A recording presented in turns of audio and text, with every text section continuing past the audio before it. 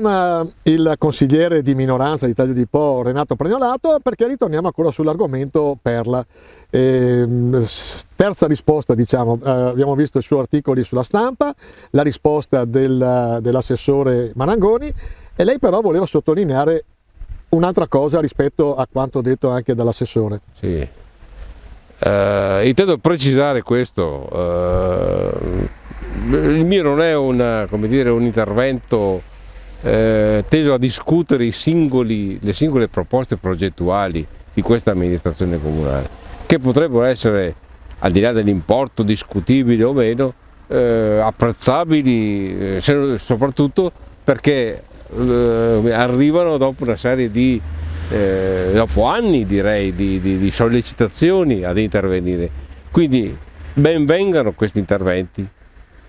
Quello che voglio precisare in quello che non credo sia neanche una gran polemica, ma proprio una precisazione che merita di essere fatta, è quello che questi tipi di intervento dovrebbero essere condivisi con la cittadinanza tutta, ma soprattutto di chi abita in questa particolare zona, che è un nucleo forte della popolazione tagliolese nel suo complesso. Per quei soggetti che hanno degli interessi particolari o che rappresentano gli interessi di altri cittadini.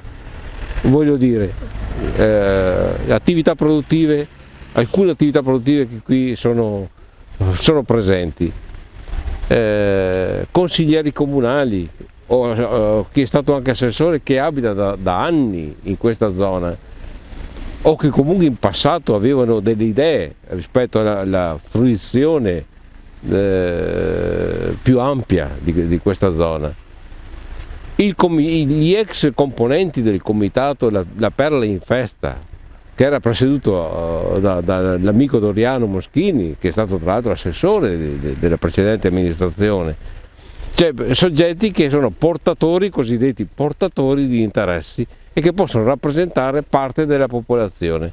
Sì. Mi auguro che questo non venga interpretato non come la polemica del consigliere di opposizione, ma un invito a incontrarci, a confrontarsi e a valutare nell'interesse del paese alla fine. Questo credo che sia la cosa più importante. Ecco, ricordando che il Perla ci sono più o meno 1000 abitanti e quindi è un buon 20% della popolazione del centro storico. Insomma. Esatto, quindi è una zona importante, chiamiamola così, come tante altre parti del nostro paese, non è l'unica, ma molto importante, ha una sua fisionomia, una sua storia e deve avere anche un suo futuro.